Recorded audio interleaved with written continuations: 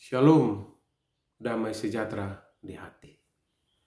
Sidang jemaat kekasih Tuhan yang berada di rumah, kita bersyukur dan berterima kasih bahwa pada malam hari ini kita bisa berkumpul lagi dalam ibadah keluarga di rumah masing-masing. Firman Tuhan yang sudah kita baca dari Injil Lukas ayatnya yang ke-14, pasal 14 ayat yang ke-7 sampai dengan 11 yang menjadi renungan kita pada malam hari ini. Inti renungan ada pada ayatnya yang ke-11 yang berbunyi demikian.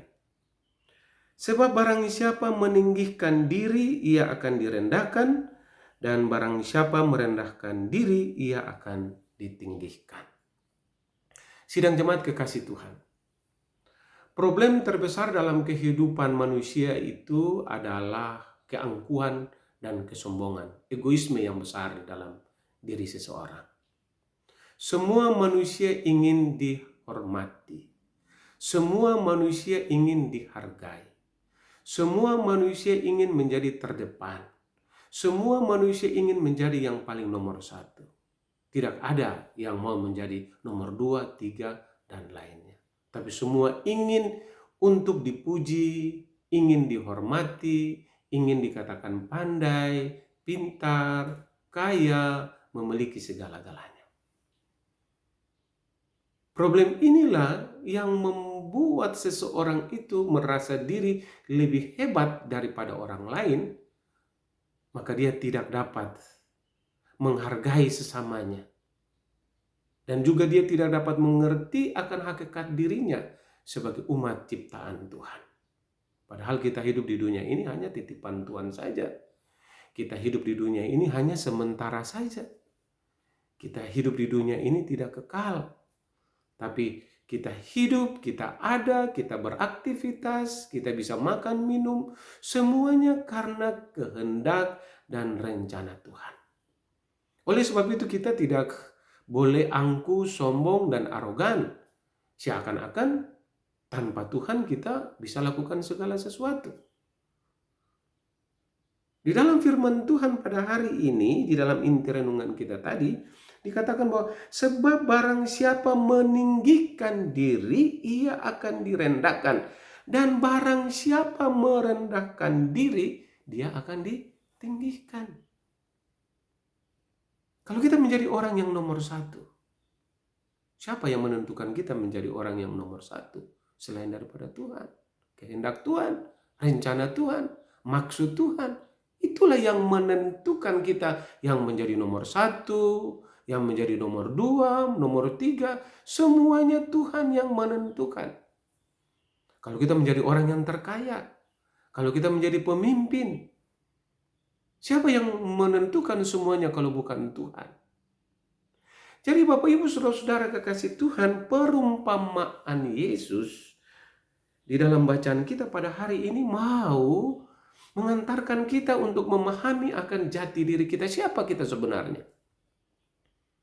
Apa yang kita dapat, apa yang kita terima, apa yang kita nikmati. Sampai pada hari ini dan detik ini hanya karena kehendak dan rencana Tuhan. Di dalam ayatnya yang ke-10 dikatakan demikian, ya. Tadi sudah dikatakan kalau engkau menghadiri suatu pesta, engkau jangan duduk di depan, tetapi engkau duduk di belakang saja. Engkau jangan duduk sebagai tamu yang terhormat, tetapi engkau duduk menjadi tamu yang biasa-biasa saja. Siapa tahu yang punya pesta itu, yang mengundang kamu itu, akan menentukan statusmu dari tamu yang biasa-biasa saja menjadi tamu yang terhormat. Bapak Ibu Saudara-saudara kekasih Tuhan.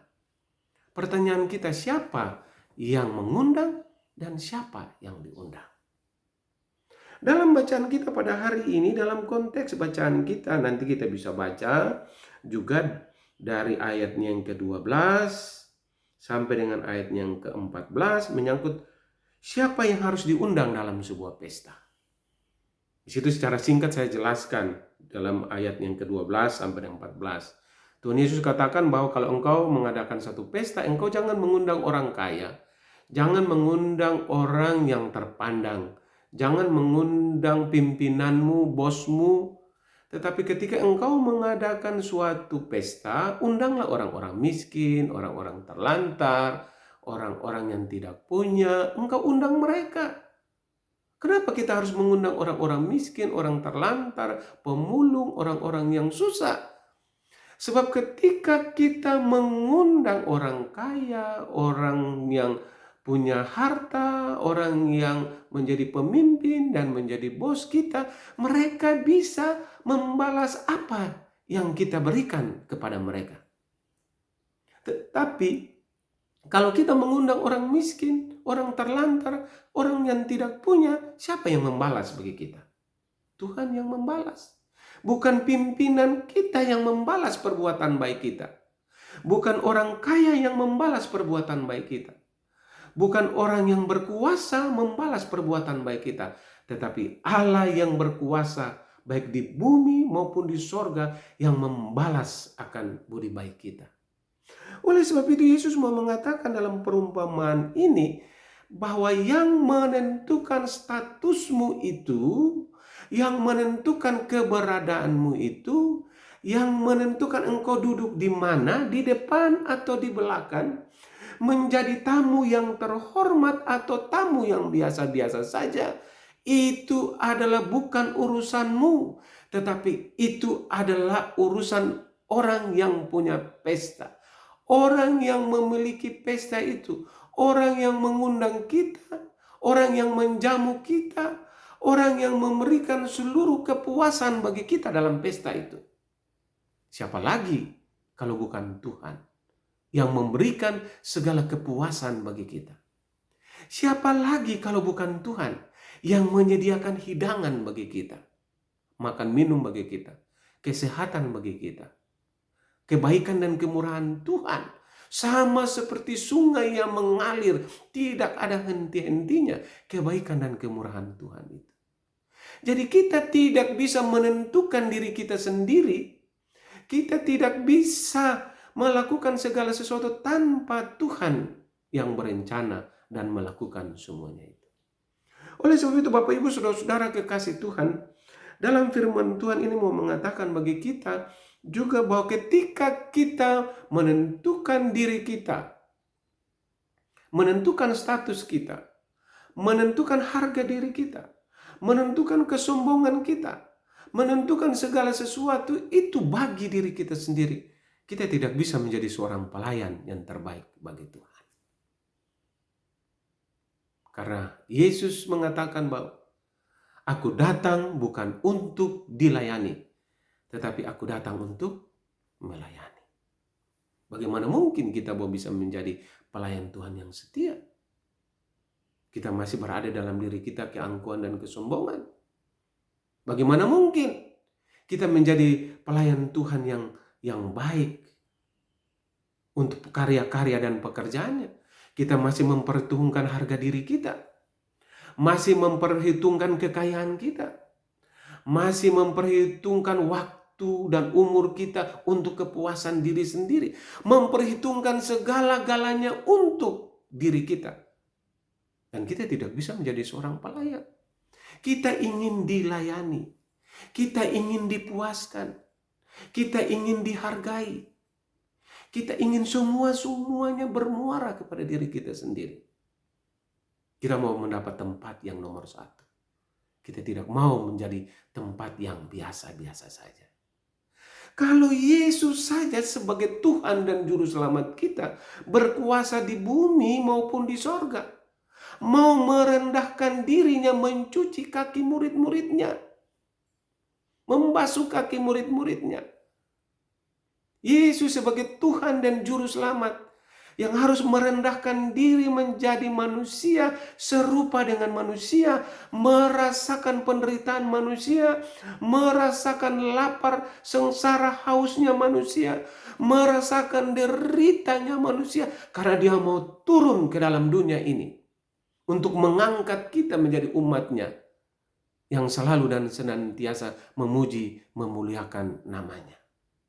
Bapak Ibu Saudara-saudara kekasih Tuhan, saya mengajak kita untuk membaca firman Tuhan dalam kerendahan hati Sang Tuhan dan Juru Selamat kita. Kita membaca di dalam Filipi pasal 2 ayatnya yang kelima sampai dengan ayat yang ketujuh. Filipi pasal 2 ayatnya yang kelima sampai dengan ayatnya yang ketujuh. Saya membacakan untuk kita, demikianlah firman Tuhan. Hendaklah kamu dalam hidupmu bersama menaruh pikiran dan perasaan yang terdapat juga dalam Kristus Yesus, yang walaupun dalam rupa Allah tidak menganggap kesetaraan dengan Allah itu sebagai milik yang harus dipertahankan, melainkan telah mengosongkan diri dan mengambil rupa seorang hamba dan menjadi sama dengan manusia. Ayat yang ketujuh, yang terakhir, kita membaca dan kita mengulangi ayat ini. Melainkan telah mengosongkan dirinya sendiri dan mengambil rupa seorang hamba dan menjadi sama dengan manusia. Sungguh luar biasa Bapak Ibu Saudara kekasih Tuhan. Allah yang perkasa, Allah yang agung, itu harus turun dari sorga, menjadi rupa seorang hamba, menjadi rupa seorang manusia yang terhina. Allah yang agung yang berkuasa itu di sorga turun ke bumi ini, menjalani sengsara dan derita. Jadi sama dengan manusia, dihina, dipukul, diludahi, mengalami penderitaan yang luar biasa. Apa yang mau disombongkan? Apa yang mau dipentingkan dalam hakikat Allah yang turun serupa dengan manusia? Hanya ada satu, Bapak Ibu Saudara kekasih Tuhan. Kasih dan cintanya Tuhan melebihi segala-galanya bagi kita. Oleh sebab itu Bapak Ibu Saudara kasih Tuhan, tidak ada harganya bagi kita di dunia ini kalau kita masih berada dalam keangkuhan dan kesombongan. Kita masih merasa diri kuat. Kita masih merasa diri mampu. Kita masih merasa diri bisa melakukan segala-galanya. Padahal yang menentukan kita bisa hidup hanya Tuhan. Menentukan kita bisa beraktivitas hanya Tuhan. Menentukan kita memiliki dan menikmati berkat sampai hari ini hanya Tuhan. Di luar daripada itu, tidak ada yang bisa menentukan segala-galanya. Oleh sebab itu Bapak Ibu Saudara sidang jemaat kekasih Tuhan yang berada di rumah, dalam suasana yang kita alami sekarang ini, semua berada dalam keprihatinan yang luar biasa karena pandemi COVID-19. Tetapi di balik pergumulan dan penderitaan wabah COVID-19 ini, minggu-minggu Prapaskah ini menjadi momen terpenting bagi kita. Minggu-minggu sengsara ini menjadi waktu yang terpenting bagi kita. Bersama dengan keluarga, orang tua, anak-anak, dan cucu-cucu. Mari kita masuk dalam hadirat Tuhan. Kita merendahkan diri di hadapan Tuhan. Masuk di dalam doa pribadi kita. Dan kita mau katakan bagi Tuhan, Bapa di sorga, karena cinta kasih-Mu kepada kami, Engkau mau merendahkan diri, turun ke dunia ini, serupa dan sama dengan kami manusia yang berdosa. Lalu pertanyaan terakhir bagi kita Bapak Ibu, apa yang harus kita lakukan di dalam minggu-minggu sengsara ini? Apakah kita masih berada pada orang yang arogan? Berada pada orang yang penuh dengan keangkuhan dan kesombongan? Masih merasa diri bisa dan mampu segala-galanya? Pada momen ini kita harus katakan bahwa tanpa Tuhan, kasih dan anugerah Tuhan, nggak ada apa-apanya kita. Oleh sebab itu Bapak Ibu Saudara-saudara kekasih Tuhan, dalam minggu Minggu Prapaskah dalam ibadah keluarga ini. Firman Tuhan nyata bagi kita. Mari kita bersama dengan keluarga kita di rumah, bersama dengan semua yang berkumpul, bergandeng tangan, bersatu. Ya, karena diarahkan bagi kita untuk berjauhan. Mungkin secara fisik kita berjauhan 1 meter satu dengan yang lain. Tapi hati dan iman kita harus bersatu. Karena kasih Tuhan itulah yang membuat kita kuat di dalam doa dan persekutuan kita setiap saat. Tuhan memberkati kita di ibadah minggu dan juga ibadah keluarga yang kita jalani terus-menerus. Sehingga kekuatan iman kita selalu dan senantiasa berada di dalam kasih dan perlindungan Tuhan. Tuhan Yesus memberkati kita pada malam hari ini dalam ibadah keluarga di rumah. Semoga firman Tuhan berguna dan bermanfaat, menjadi remah dalam kehidupan kita setiap saat. Terpujilah Yesus Kristus. Amin.